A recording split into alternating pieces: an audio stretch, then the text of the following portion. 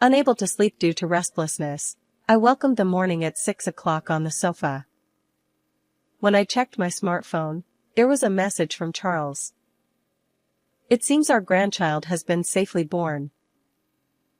Robert, wake up! Maria did her best. Let's go to the hospital. I shook my sleeping husband next to me and hurriedly started getting ready. Maria! Charles! When we arrived at the hospital, there was one more person besides the two of them, a tiny life. Do you have a name? Have you decided? Charles replied. No.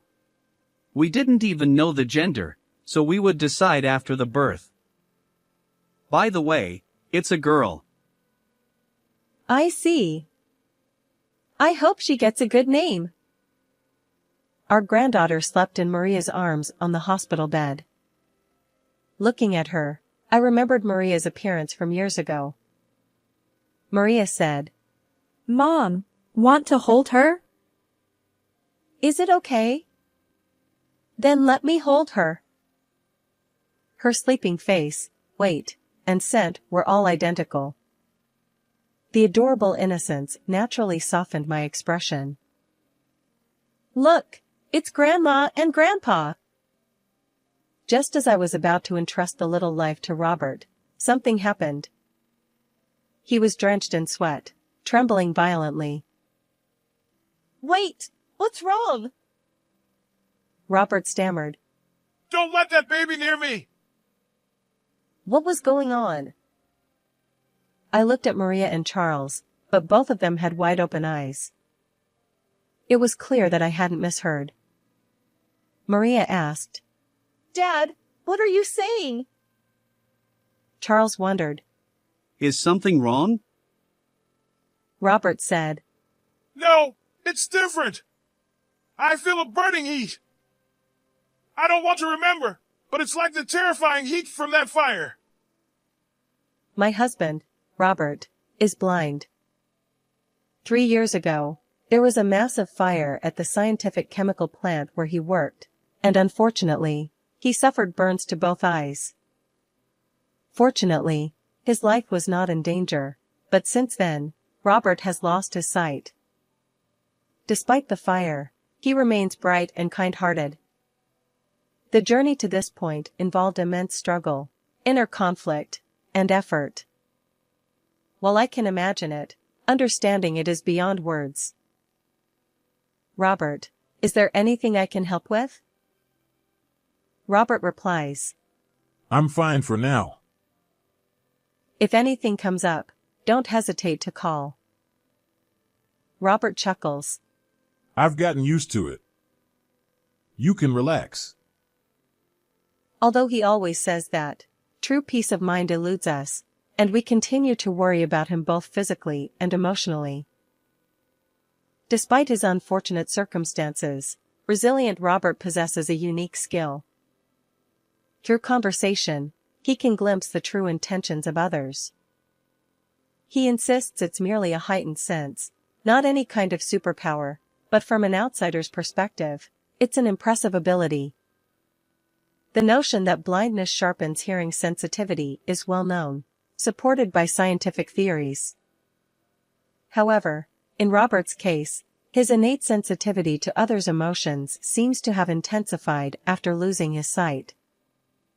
As a result, both I and our daughter Maria, who lives with us, seek his judgment whenever something arises, a habit we can't break. Robert truly is a dependable presence. Recently, when Maria brought her partner home, Robert's sixth sense provided solid confirmation. A few years ago. Let me introduce you. This is Charles. Nice to meet you. I'm Charles. I've always been taken care of by Maria. Charles, this young man, was polite and neatly dressed, a typical good-natured guy. Whether he was naturally fearless or simply adept at concealing it, he actively engaged in conversation. At that moment, Maria seemed more nervous than he did. Understandably so. Her father has the power to read other people's minds. If anything seemed off, it would undoubtedly be brought up later. Apparently Charles had heard about Robert's blindness. He naturally didn't know about Robert's unique ability. Yet, there was nothing overly suspicious or unusual about Charles. On the contrary, he spoke with consideration for Robert, subtly showing his good impression. As it turned out, they were originally colleagues at work, and their interactions extended beyond professional boundaries. Robert listened intently to their stories. Later, as the sunset and darkness enveloped the surroundings, Charles bid his farewell. Robert shared his impressions of the young man. I can't see his face, but he seems like a good person. Upon hearing those words, Maria and I let out a sigh of relief. Of course. I attempted to describe Charles's appearance to Robert, using a celebrity look-alike as an example. Wait, you think he looks like that with his personality? He's too perfect. He might attract trouble. Robert chuckled wryly. From then on, Charles often visited our home with Maria. He was impeccable in every way, always considerate of Robert's well-being. I felt immense relief, knowing that Charles could safely marry Maria. And then, a simple curiosity arose. May I ask something? Certainly. What is it? Since you are such a good person, I'd like to know about your parents. If it's okay, could you share? After a brief silence, Charles offered a rueful smile and began to speak. I apologize. I lost my parents at an early age. Oh, that's unfortunate. I'm sorry for asking. His demeanor remained unchanged. No, it's fine. But, well, there are things I've been thinking about. Since I couldn't properly fulfill my filial duties, if there's an opportunity, I'd like to do it on behalf of them. I believe it would bring them joy, and it would ease my own burden. His confession felt like an unspoken plea, a flood of emotions impossible to gauge.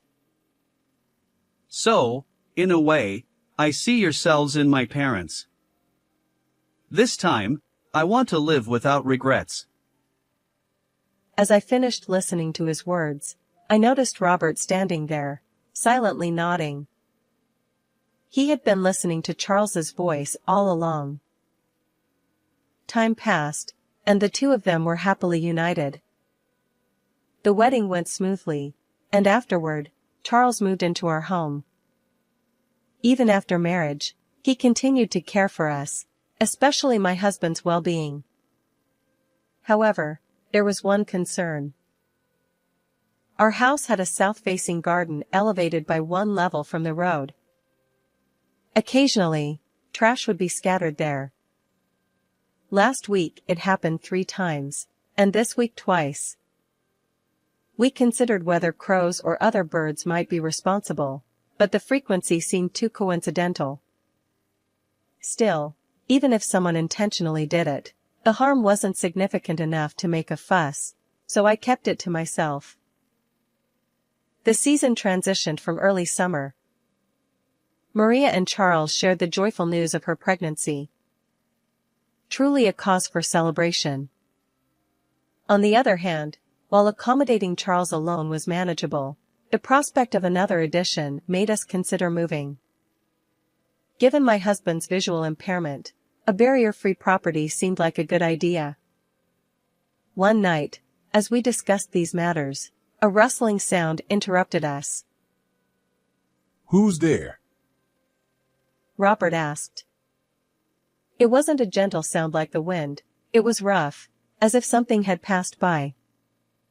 An uneasy feeling settled in. I couldn't rely on my husband at times like this. I mustered courage, grabbed the curtain, and pulled it open. Oh my! Hey, what's wrong? Robert inquired, and in the darkness, we saw a crow's lifeless body amid the lush greenery. That moment, I became certain, the litter in our garden wasn't from birds, but from a person with clear ill intent. After contacting the local government to handle the remains, I explained the situation and our suspicions to the three of them. Why didn't you say anything earlier? Robert asked. Until now, it truly seemed like wind-blown trash. The garbage bins aren't far, and I assumed it was bird-related. I replied. Maria suggested calmly, considering our options. Charles agreed, adding that raising the fence might help, but wouldn't address the root issue. Robert proposed installing security cameras, and after much discussion, we decided to do just that. About a week after installing the cameras, Maria, now pregnant, discovered trash in the garden once again. Checking the footage, we were surprised to find the culprit identified so easily. The security camera showed a woman with long blonde hair casually tossing a garbage bag with her right hand. Not only her appearance, but her face was clearly captured. Maria whispered, I feel like I've seen this person before. Despite thinking hard, she couldn't recall, so we waited for Charles to return. That night, when Charles came home, we promptly showed him the footage. His revelation left us astounded. This person. It's Ms. Brown, my junior. Apparently, she had been pursuing him persistently. Initially, he gently declined, but as things escalated, he revealed Maria's existence and firmly rejected her advances. Given this context, her recent actions weren't hard to imagine. That's why I recognized her. But will the police take action? You know how stalkers can be stubborn. I wondered. Robert reassured us. We have solid evidence. It should be fine. Let's start by explaining. The police took the situation seriously, contrary to my expectations. Thanks to their intervention, the woman named Brown received a stern warning from the police. She was also required to sign an agreement at her workplace, promising not to approach Maria and Charles. Ultimately, she was transferred to another state. It appears that her motive for such actions was indeed harassment. However, there was one unexpected twist. Her ill intent was directed not at Charles but at Maria, the woman who took Charles away from her. It was a case of misdirected anger, to say the least. Nevertheless, our home returned to peace once again. Time flew by. Maria's belly grew larger, and she was admitted to the hospital for childbirth. As I prepared for her hospitalization, gathered postpartum necessities, and ran around attending to various tasks, memories from the past resurfaced. When I gave birth to Maria, it was a difficult labor, and I went through quite an ordeal. Although it happened over 20 years ago, every detail remained vivid in my memory. Now, being in the position of an observer, I felt deep emotions. Maria went into labor one night. Consequently, Robert and I stayed home while Charles accompanied her. I'm looking forward to it, Robert said. His words seemed to blend genuine anticipation with a touch of sadness. Understandably so, he wouldn't be able to see his first grandchild's face. As I pondered how to respond, Robert seemed to read my thoughts and quietly continued. Throughout my life, I've never deeply regretted losing my sight, but this time, it stings a little. I wish I could have seen my grandchild's face. In your place. I'll see it plenty. Didn't I promise to be your eyes, Robert? Even if I say that, it won't change anything, and you are having trouble answering. Clearly, he saw through even the smallest details. With this strange ability, I still can't see my grandchild's face. Hey, would you join me for a drink? Certainly. Of course. My abilities are limited, but if sharing a drink can ease his burden, I'll extend my hand. Restless and unable to sleep, I welcomed the morning at 6 o'clock on the sofa. When I checked my smartphone, there was a message from Charles. It seemed our grandchild had been born safely. Robert, wake up! Maria did her best. Let's go to the hospital. I shook my sleeping husband next to me and hurriedly started getting ready. It was a weekday morning, and the hospital seemed quieter than usual. The sparse foot traffic included patients in pajamas heading toward the shop. Amidst this scene, I noticed a shadow that emitted an indescribable sense of suspicion. The figure didn't appear overly suspicious, yet its inability to blend in with the surroundings felt peculiar. Robert seemed to sense something too. Something feels different.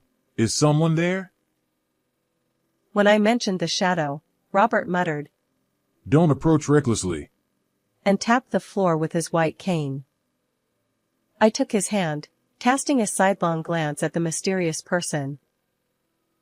Maria! Charles! When we arrived in the hospital room, there were two others, a tiny life. Good morning, both of you. How are you feeling? Good morning. Nothing's wrong. The baby is doing well. I see. That was good. After that, Robert frowned. So I helped him sit down. I asked if he was feeling unwell, but apparently, he wasn't. For now, we decided to share our joy. Have you decided on a name? Charles replied. Not yet. We didn't even know the gender, so we would decide after the birth. By the way, it's a girl. I see. I hope she gets a good name. Our granddaughter slept in Maria's arms on the bed. Seeing her, I remembered Maria as a baby. Maria said, Mom, want to hold her? Is it okay? Then let me hold her.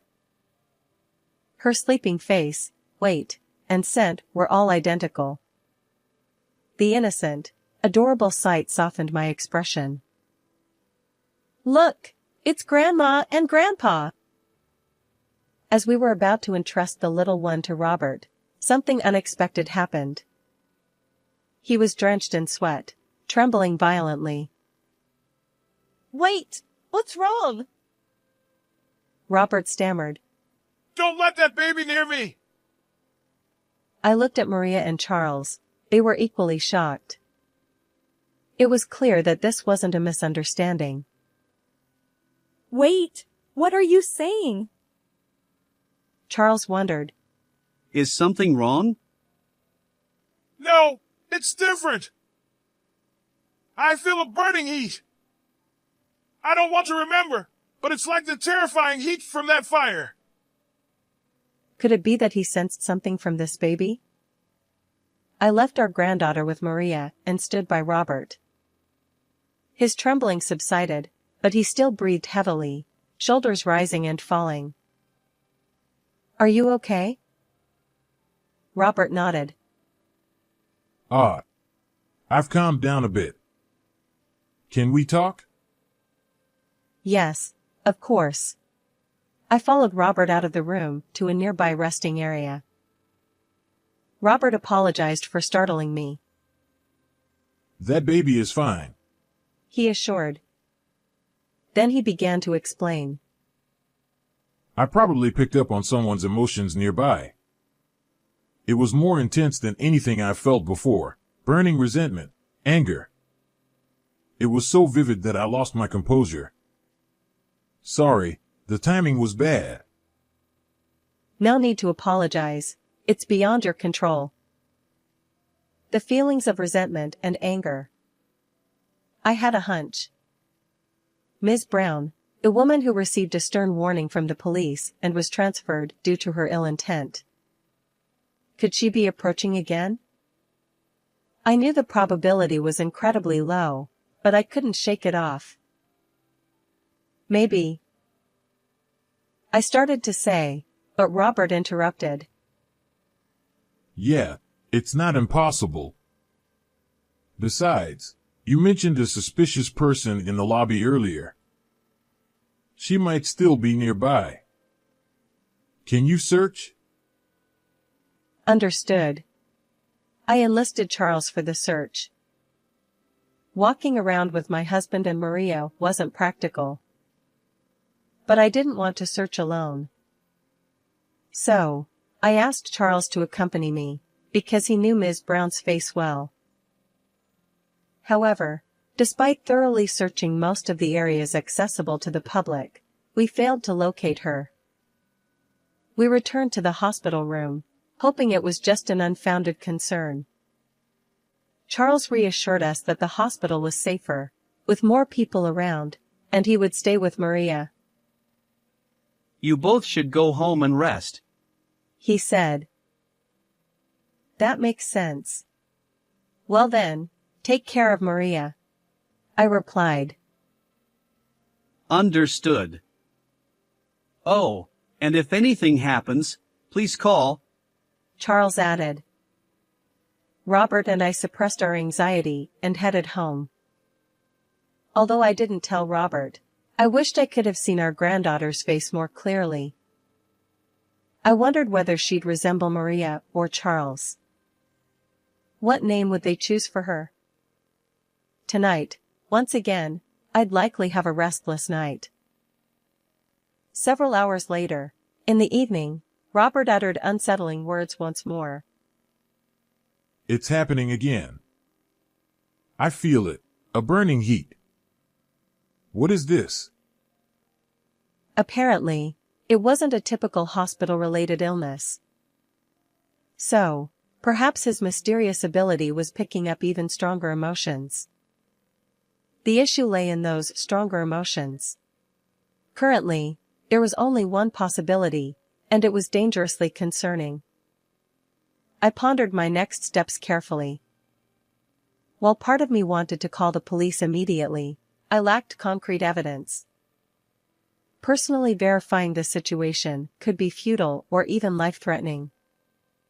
Suddenly, I remembered the security cameras. Right.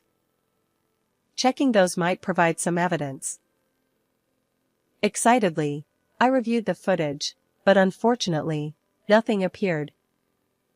Just as I felt stuck, a single ray of light seemed to descend from above.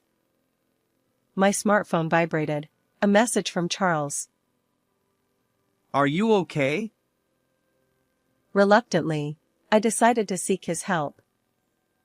I explained everything truthfully, and he replied succinctly. Understood. I'm on my way. I felt powerless. It was frustrating to be unable to act during such critical moments, even though I knew I wasn't at fault. After about 30 minutes, Charles returned. According to Robert, the sensation of heat was gradually intensifying. If we took his words at face value, it meant that a malevolent force was closing in. We promptly began searching the area around the house with Charles, and I grabbed a mop for self-defense. The sun had fully set, and while not pitch black, it was quite dim, a perfect backdrop for fear. Suddenly, a noise, both Charles and I heard it. It came from the back of the house, unmistakably accompanied by a human presence. I'll check the back. Please contact the police just in case, Charles said. I followed his advice, returned inside, and reported to the police. Suspect apprehended. Repeat, suspect apprehended. The police confirmed. Unbelievable. Someone had indeed been lurking. The glimpse of her profile left no doubt. It was undoubtedly Ms. Brown, the woman. She was quietly escorted by multiple officers and placed into a police car. According to the police, she had been carrying a firelighter and a lighter. The implications were clear, the worst-case scenario.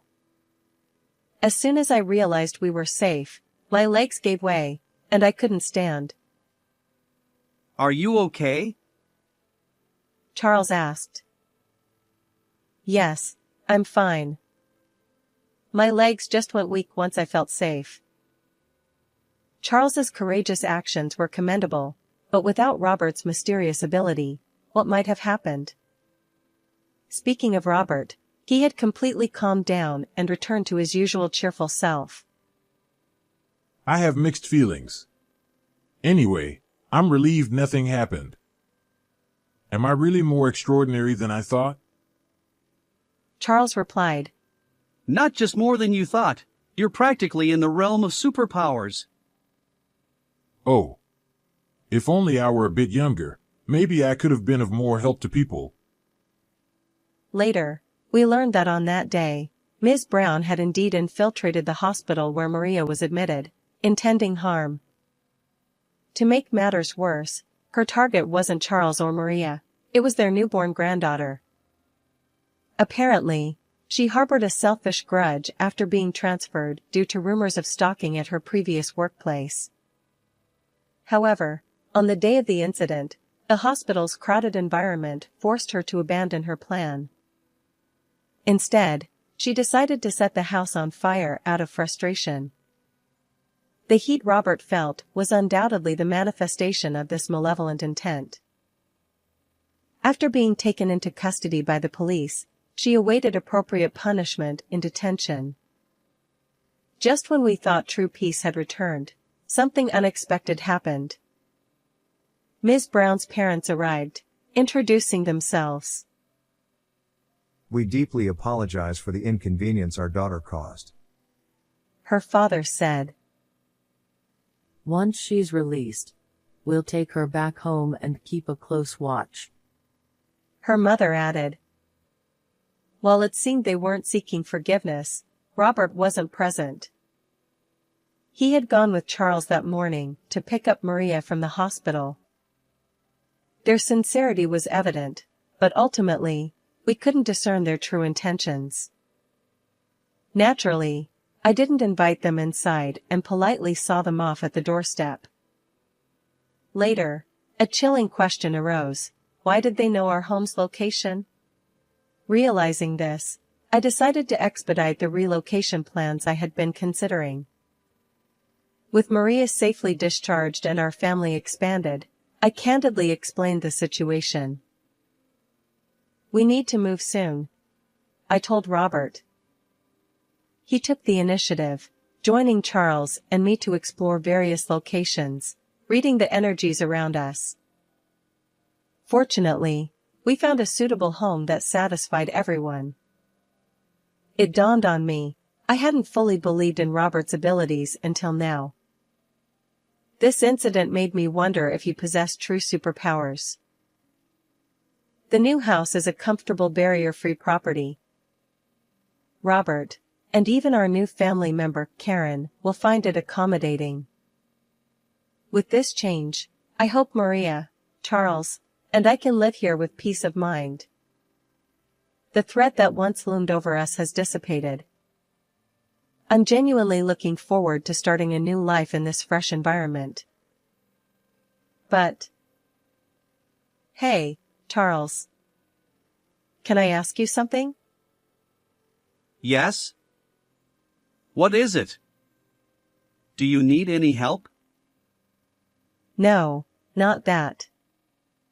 I just want to know, do you think it was a good decision for you to live with us? You should be a newlywed, filled with happiness, and now even with a daughter. Well, I've mentioned this before. I wanted to be a good son. I've always longed for a family, so this is... well... it's good. As I struggled to find words, he continued. And also, I'm truly grateful to both of you. Grateful? Yes. If Robert hadn't been here, who knows what might have happened? And you believed in that, which is why everything ended without any incidents. If one of you were missing, I can't imagine the outcome. So, filial piety and repaying kindness, having this opportunity, Thank you. This time, I could see it even without Robert's abilities. Charles isn't lying. How was this story for you? Don't forget to subscribe to the channel. See you in the next video.